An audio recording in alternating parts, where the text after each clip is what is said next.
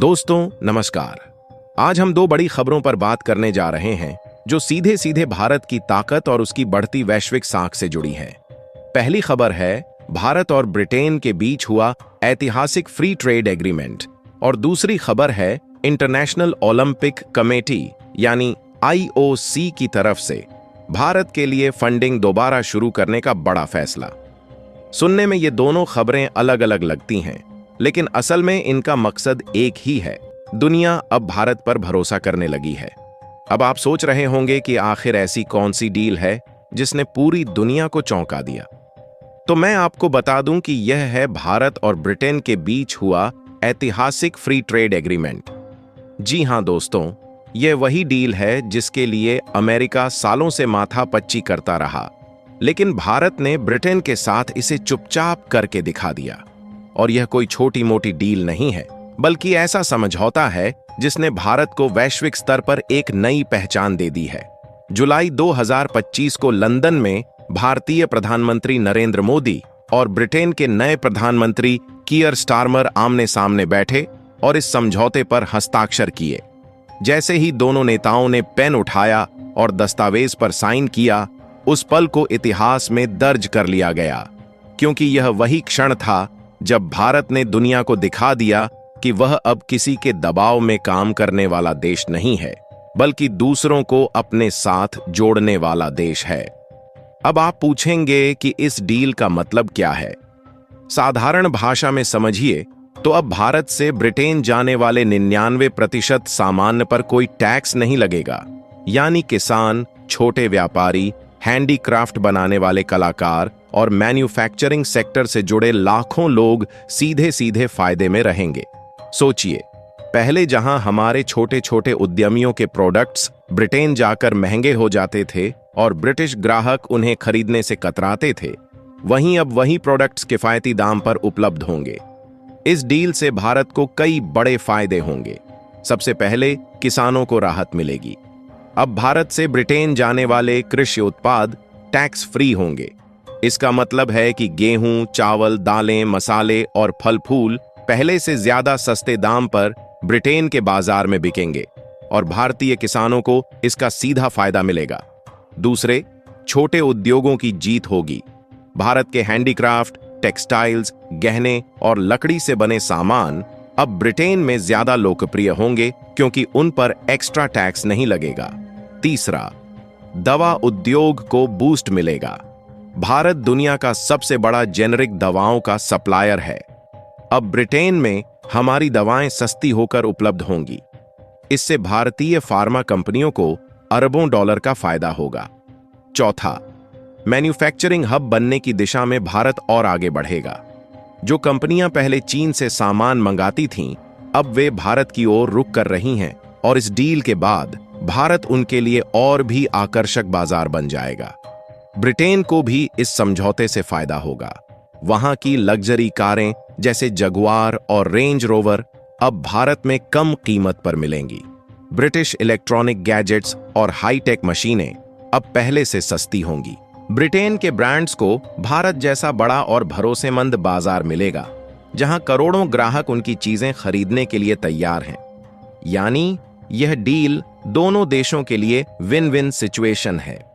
Signing ceremony के बाद कीयर Starmer ने साफ कहा कि पहले जिन प्रोडक्ट्स पर 100% तक टैक्स लगता था, अब वह टैक्स धीरे धीरे घटकर सिर्फ 10% तक आ जाएगा। यह ब्रिटेन के उपभोक्ताओं और निवेशकों के लिए वरदान साबित होगा और हमें गर्व है कि यह डील भारत जैसे भरोसेमंद देश के साथ हुई है। यह बयान खुद इस बात का सबूत है कि ब्रिटेन भी जानता है कि भारत सिर्फ एक बाजार नहीं, बल्कि एक भरोसेमंद पार्टनर है। अब जरा सोचिए, इस डील के साइन होने के सिर्फ 50 घंटे के भीतर ही 26 देशों ने भारत को ऑफिशियल फ्री ट्रेड एग्रीमेंट का प्रस्ताव भेज दिया। इन देशों में Canada, New Zealand, Israel, Oman, Peru, Singapore, दक्षिण कोरिया, फ्रांस और कई अन्य बड़े देश शामिल हैं। इतने कम समय में इतने देश क्यों भारत की तरफ भागे? इसका जवाब साफ है। आज की तारीख में चीन की जगह भारत को मैन्युफैक्चरिंग हब माना जा रहा है। ग्लोबल ब्रांड्स पहले ही भारत में अपनी फैक्ट्रियां लगाने लगे हैं और इस डील ने इस प्रक्रिया को और तेज कर दिया है। कभी आईफोन और रेंज रोवर जैसी चीजें अमीरों की शान मानी जाती थीं, लेकिन आज यही चीजें भारत में ही बन रही हैं। और यह सब हुआ है मेक इन इंडिया पॉलिसी की वजह से। आज भारत सिर्फ खुद के लिए नहीं बना रहा, बल्कि पूरी दुनिया के लिए प्रोडक्शन कर रहा है। भारत ने साफ संदेश दे दिया है कि चीन से दूरी बनाओ और भारत पर भरोसा करो। दुनिया भारत पर भरोसा क्यों कर रही है? इसके पीछे कई वजहें हैं। सबसे पहले यहाँ की युवा आबादी, जो किसी भी देश से ज्यादा मेहनती और टेक फ्रेंडली है। दूसरी वजह है यहाँ की सरकार, जो निवेशकों को पूरा सपोर्ट दे रही है। तीसरी वजह है यहाँ का बाजार, जहाँ करोड़ों ग्राहक मौजूद हैं। और चौथी वजह है यहाँ की स्थिरता। भारत आज ग्लोबल पॉलिटिक्स में एक स्थिर और भरोसेमंद चेहरा है। अब सवाल उठता है कि आम आदमी को क्या फायदा? सीधी सी बात है कि ब्रिटिश लग्जरी कारें अब किफायती होंगी। इलेक्ट्रॉनिक गैजेट्स और महंगे ब्रांड्स अब जेब पर भारी नहीं पड़ेंगे। भारत के छोटे प्रोडक्ट्स को ग्लोबल मार्केट मिलेगा, जिससे रोजगार और आय दोनों बढ़ेंगे। यह डील सिर्फ एक व्यापारिक समझौता नहीं है, बल्कि यह भारत के लिए ग्लोबल सुपर पावर बनने की पहली सीढ़ी है। क्योंकि अब दुनिया मानने लगी है कि भारत सिर्फ एक उभरती अर्थव्यवस्था नहीं, बल्कि भरोसे और स्थिरता का प्रतीक है। अब बात करते हैं दूसरी बड़ी खबर कि किसी देश की ताकत का आकलन किया जाता है तो सिर्फ उसके व्यापार और आर्थिक समझौतों से ही नहीं, बल्कि उसके खेल, उसकी संस्कृति और उसकी कूटनीति से भी किया जाता है। और इसी मोर्चे पर भारत को हाल ही में एक ऐसी जीत मिली है जिसने पूरी दुनिया को हैरान कर दिया है। यह जीत है इंटरनेशनल ओलंपिक कमेटी यानी IOC की तरफ से भारत को फंडिंग दोबारा बहाल करने की। सुनने में यह भले ही एक साधारण सी खबर लगे, लेकिन असल में यह भारत के लिए बहुत बड़ी कूटनीतिक सफलता है। कुछ समय पहले IOC ने भारत पर दबाव डालते हुए अपनी फंडिंग रोक दी थी। वजह यह बताई गई थी कि भारतीय खेल संघों में पारदर्शिता और जवाबदेही की कमी है। लेकिन भारत ने इस चुनौती को झुककर नहीं, बल्कि खड़े होकर स्वीकार किया। सरकार ने खेल संघों में बड़े सुधार किए, नियम कायदों को कड़ा किया और खिलाड़ियों के हितों को प्राथमिकता दी। भारत ने यह संदेश दिया कि यहां अब पुराने तरीके नहीं चलेंगे, अब खेलों का संचालन भी ग्लोबल मानकों के हिसाब से होगा। भारत के इन सुधारों का असर तुरंत दिखा और IOC ने अपनी फंडिंग बहाल करने का फैसला लिया। यह सिर्फ पैसों का मामला नहीं था, बल्कि यह भारत की साख का सवाल था। जब IOC जैसा बड़ा संगठन भारत पर भरोसा दिखाता है, तो इसका मतलब है कि अब भारत सिर्फ खेलों में भाग लेने वाला देश नहीं, बल्कि खेलों के जरिए ग्लोबल पॉलिटिक्स में अपनी जगह बनाने वाला देश है। आपको याद होगा कि पिछले कुछ वर्षों में भारत ने खेलों में शानदार प्रदर्शन किया है। ओलंपिक से लेकर एशियन गेम्स तक भारतीय खिलाड़ियों ने मेडल जीतकर पूरी दुनिया का ध्यान खींचा है। नीरज चोपड़ा, PV सिंधु, मीराबाई चानू जैसे नाम आज हर भारतीय के गर्व का हिस्सा बन चुके हैं। लेकिन इन सफलताओं के पीछे सिस्टम की मजबूती भी उतनी ही जरूरी है। यही कारण है कि IOC का यह फैसला भारत की मेहनत और सुधारों की बड़ी पहचान है। अब आप सोच रहे होंगे कि इसका व्यापार और कूटनीति से क्या लेना देना। दरअसल खेल और कूटनीति एक दूसरे के पूरक हैं। जब कोई देश खेलों में मजबूती दिखाता है, तो उसकी छवि वैश्विक मंच पर और भरोसेमंद बनती है। खेलों के जरिए देशों के बीच रिश्ते बेहतर होते हैं और यह कारोबार, निवेश और राजनीतिक साझेदारी को भी मजबूत करता है।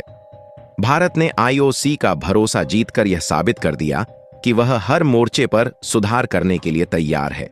यह खबर भी Bharat Britain free trade agreement की तरह एक संकेत है कि भारत अब हर क्षेत्र में ग्लोबल लीडर बनने की तैयारी में है। जब दुनिया देखती है कि भारत अपने खिलाड़ियों और खेल संस्थानों में सुधार कर सकता है, तो उसे भरोसा होता है कि भारत अपने व्यापार और अंतर्राष्ट्रीय समझौतों में भी उतना ही पारदर्शी और मजबूत रहेगा। यही वजह है कि 26 देशों ने भारत को फ्री ट्रेड एग्रीमेंट का प्रस्ताव भेजा, क्योंकि भरोसा वही बनाता है जो हर क्षेत्र में ईमानदारी और मजबूती दिखाता है। आज भारत की कूटनीति की तुलना अगर हम 20 साल पहले से करें, तो यह फर्क साफ दिखाई देता है।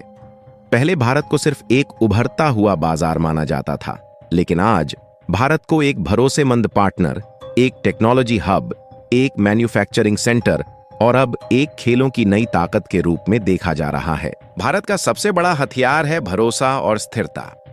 यही ताकत आने वाले वर्षों में उसे अमेरिका और यूरोप जैसी शक्तियों के बराबर खड़ा करेगी। Britain, European union, Japan, Korea, Australia और अफ्रीका सब भारत को साझेदारी और भविष्य का भरोसेमंद साथी मान रहे हैं। कभी दुनिया ने भारत को गरीब और पिछड़ा कहा था, लेकिन आज यही भारत सुपर पावर बनने की राह पर है। इसका श्रेय जनता, युवा और मजबूत नीतियों को जाता है। तो दोस्तों, सवाल आपसे, क्या भारत की ये सफलताएं आने वाले 20 सालों में उसे दुनिया का सबसे भरोसेमंद सुपर पावर बना देंगी? अपनी राय कमेंट में बताइए और चैनल को सब्सक्राइब करना मत भूलिए।